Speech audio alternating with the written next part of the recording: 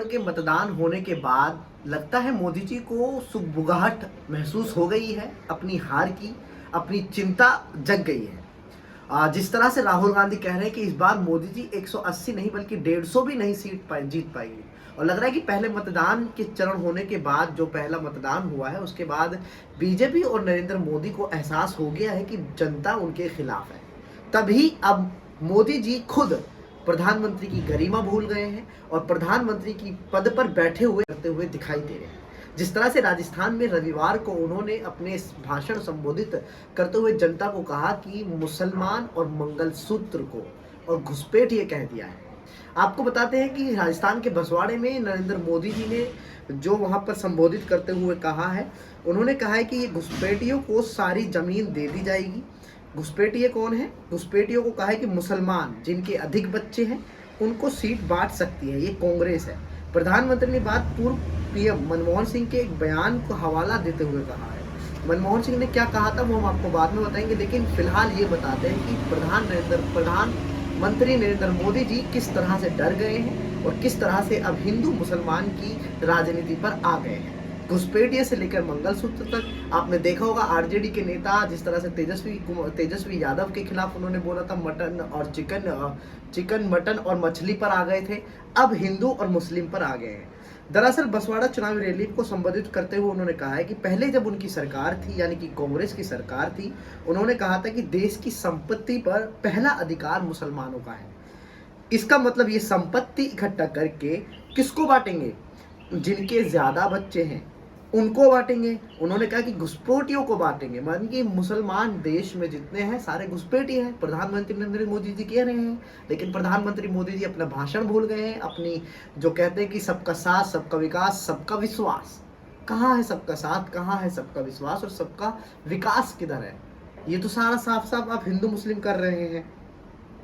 आपको बता दें कि उन्होंने आगे कहा कि घुसपैठियों को बांटेंगे, आपकी मेहनत की कमाई का पैसा घुसपैठियों को दे दिया जाएगा। क्या आपको ये मंजूर है?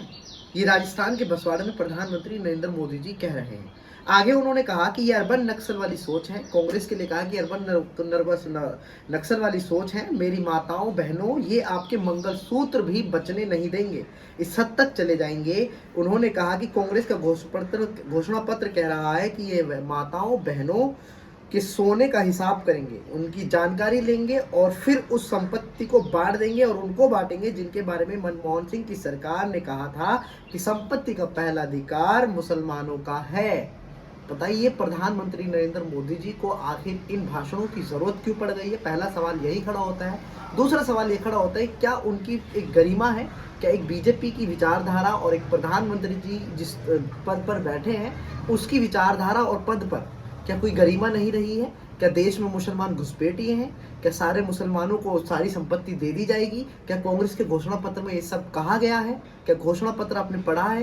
प्रधानमंत्री जी, क्या आप देश को बरगलाना चाह रहे हैं? क्या आपको देश में हार का डर दिखने लगा है, इसलिए आप हिंदू मुस्लिम मछली मटन पर आ गए हैं? क्या आपके पास अब कोई मुद्दा नहीं बचा है कि क्या गरीबी हटाना? क्या आपने रोजगारी पर कोई बात करी है? क्या आपने महंगाई पर कोई बात करी है? क्या आपने स्वास्थ्य पर कोई बात करी है? क्या आपने किसी चीज पर बात करी है जो आपने कुछ काम किया आपको 10 साल जनता ने दिए हैं? प्रधानमंत्री जी, आपने अपनी अभी एक भी ऐसे कार्य नहीं बताया है कि जिससे आप देश को और जनता को बता सके कि हमने पढ़ाई को लेकर बच्चों की ये किया है, हमने रोजगार को लेकर ये दिया है, हमने स्वास्थ्य को लेकर ये दिया है, हमने रोड्स ये बनाए हैं, हमने महंगाई ये कम करी है, हमने डॉलर को इतना बढ़ा दिया है, हमने देश को इतना आगे बढ़ाया। आपके पास इन तमाम मुद्दे, जो महंगाई, बेरोजगारी, तमाम जो मुद्दे हैं उनके हटाने, उनके अलावा आपके पास हिंदू मुस्लिम घुसपैठिए मंगलसूत्र मटन मछली का मुद्दा ही बचा है? क्या देश की जनता समझ नहीं रही है? पहले मतदान के चुनाव के होने के बाद क्या आपको एहसास हो चुका है कि सरकार की जा रही है? आप भ्रष्टाचार के खिलाफ बात करते हैं, क्या भ्रष्टाचार को आपने बताया कि हमने इतना भ्रष्टाचार कम किया है? बल्कि बढ़ा है या नहीं बढ़ा है, या घटा है, कितना घटा है, कौन भ्रष्टाचारी है कौन नहीं है? अब तमाम मुद्दों को एक साइड रखकर आप इन मुद्दों पर आखिर क्यों आ रहे हैं? दोस्तों, हम आपको बताते हैं कि कांग्रेस के जब पूर्व प्रधानमंत्री मनमोहन सिंह थे, उन्होंने अपने बयान पर क्या कहा था जिसका नरेंद्र मोदी जी ने हवाला दिया है। उन्होंने दिसंबर 2006 में राष्ट्रीय विकास परिषद की एक बैठक को संबोधित करते हुए कहा था, मनमोहन सिंह ने संसाधनों के विवेकपूर्ण उपयोग की आवश्यकता पर जोर दिया था।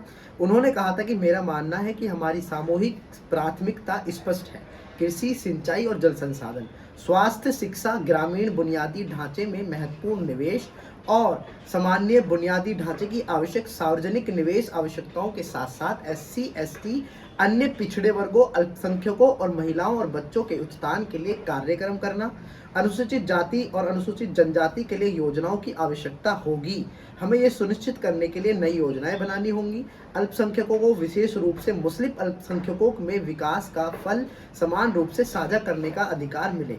संसाधनों पर पहला दावा उनका होना चाहिए। ये शब्द थे पूर्व प्रधानमंत्री मनमोहन सिंह थे। इसमें कहां पर ऐसा लिखा है कि सारी संपत्ति मुसलमानों को दी जाए, सब कुछ अधिकार मुसलमानों का होगा? उन्होंने सारी बातें उन्होंने कहा है कि जिसका हवाला प्रधानमंत्री नरेंद्र मोदी दे रहे हैं। दोस्तों, आप इस बारे में क्या सोचते हैं?